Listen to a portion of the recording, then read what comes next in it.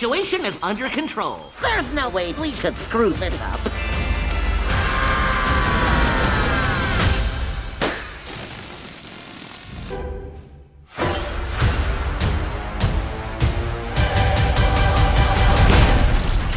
Boy, that almost blew up in our...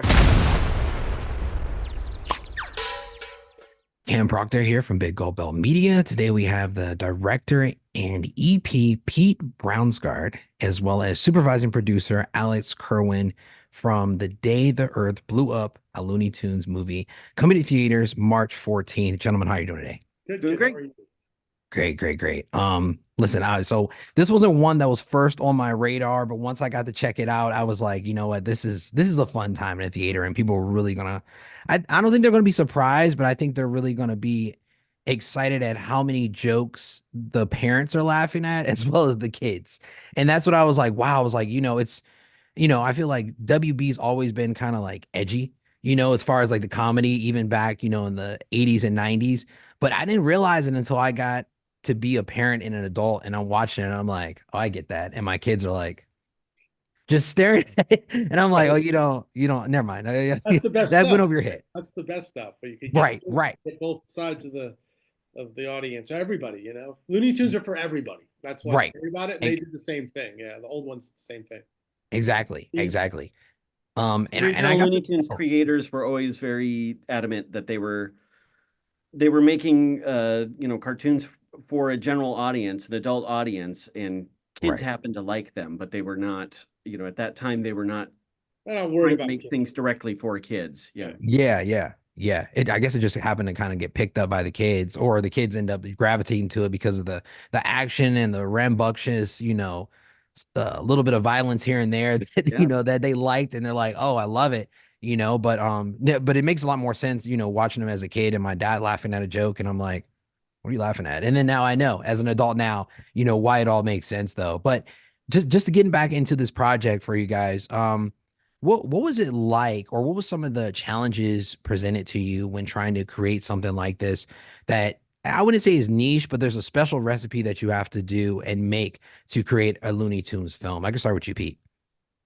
It's terrifying. I mean, to have to sort of wear the shoes of these great creators in the past made. I mean, these are sort of on the Mount Rushmore of great cartoons, and not only in great cinema, in my opinion. Right. But I did feel like I knew I had confidence in my taste of like what was right and wrong to do with it and approaching it. That was probably my barometer as far as going in, like what felt right. I always trust my gut whenever I'm doing whatever. So, it's really, really difficult. The quality is really good. I mean, it's like they had 40 years of making these. They made over 1,000 classic. Wow. shows. Okay. And so there's a lot of them. So we did a lot of homework. We got a really great team together, Alex and many others, to sort of help put it all together and try to make it feel right. Yeah, it definitely came out right. How about you, Alex? Yeah, I think the hardest thing was figuring out what a feature-length Looney Tunes movie was. There have, of course, been other Looney Tunes movies, but this is the first one that is completely animated, no live action, and it's not reusing classic shorts at all. We were telling an original story. And so it was picking out the right characters, the right story, and finding the right tone, and a lot of balancing act, making sure that we had enough wild humor, which is what people expect from Looney Tunes, and packing out enough jokes, but just enough heart to kind of feel like there's enough nutrition to sort of sustain, the length of the story, and trying to make sure that there was enough sort of nods to the classic 30s and 40s shorts, but then also making sure there was enough sort of modern day, nods that it felt relevant. And so I think it was all this sort of balancing, like, oh, a little too far this way, a little too, and kind of landing in the right place to sort of figure out, okay, this feels like an hour and a half Looney Tune, and it seems to work.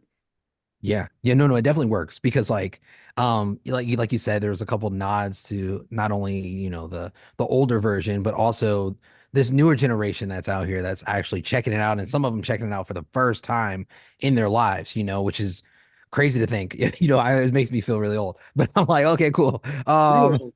But you know, you see things like for example, I mean, not to give away any spoilers, but you see the characters trying to get a job, and you see, you know, the struggles that they have, and people are dealing with that even today. You know, and you know, you reference to influencers, and you know, just little jokes that are in there, just I think really make it very relevant to today's age, but also the older generation as well, which I thought was really cool. Right. Um, Looney Tunes have always been a mirror to our society and our world. right. Always. They're always a commentary on what's happening. I mean, from the 30s decade, it was the Depression. 40s was sort of the war and against the axis of evil. And the 50s were optimism and sort of FDR sort of, you know, moving into progress in American prosperity, sort of all mirrored that. And when you're working with these characters in this sort of Looney Tunes world, you can't help yourself to sort of make fun of TikTok and make fun of, Yeah. you know, Starbucks and ride sharing and all that. Yeah, yeah.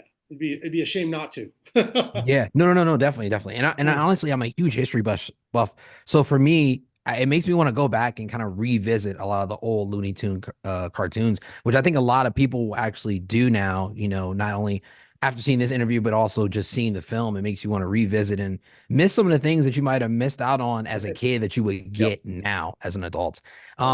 So I got to talk to Eric, who plays Porky Pig, as well as Daffy Duck, as well as Candy, who plays Petunia, and they are so much full of life, right? Talking to them, Yeah. they're literally Looney Tunes in themselves, and those guys, they make everything seem super super fun. So is a normal work day as fun as they make it seem for you guys, or is it a lot more difficult? You start Nah, with you, Alex. it's all lies. No, it's I'm kidding. No.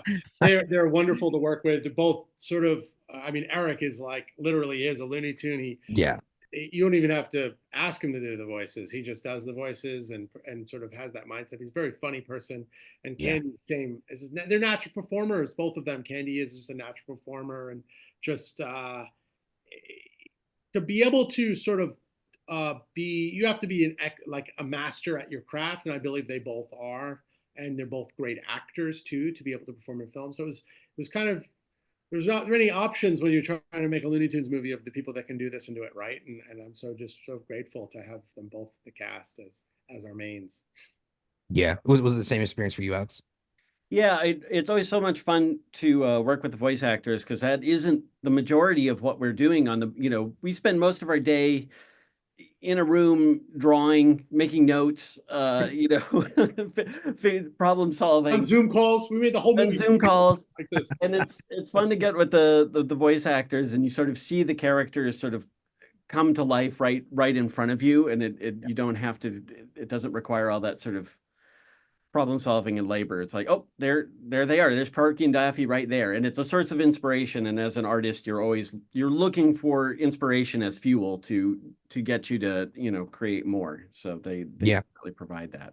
Yeah, that's great. And it's crazy because like I was talking to them yesterday, like I said, and you know, in my head I'm thinking, all right, I'm gonna have to probably ask them to do the voice. And like you said, Pete, they immediately started doing it without, you know, me having to ask at all. And I'm like, in the bathroom around the it's so crazy. And it was like it wasn't throwing me off, but it was throwing me for a loop, because it was like, okay, if I close my eyes, I'm talking to cartoons, but if I open them, these are people in front of me right now. Yeah, it's wild. So it was wild. It was a wild conversation, but I was glad I got to have it with them yesterday. So now that we're finally here and this film is coming out March 14th, as we know, is there any talks or any idea that there might be something else brewing after this, or you know, we're kind of seeing how this is gonna go, and then we're gonna move forward after this? I can start with you, P, I guess. Oh, absolutely not. Okay. I mean, I really wish. I think we would love to, if of this is received well and the opportunity comes up. I think we would love to, but I think Warner Brothers is waiting to see. Exactly. Yeah.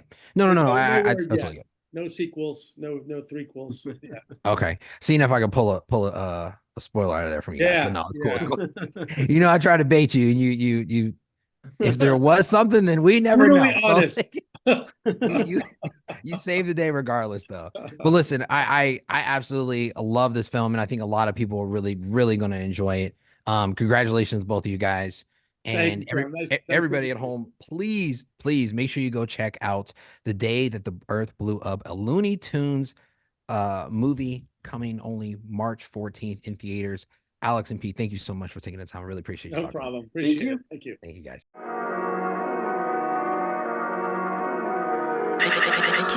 iTunes.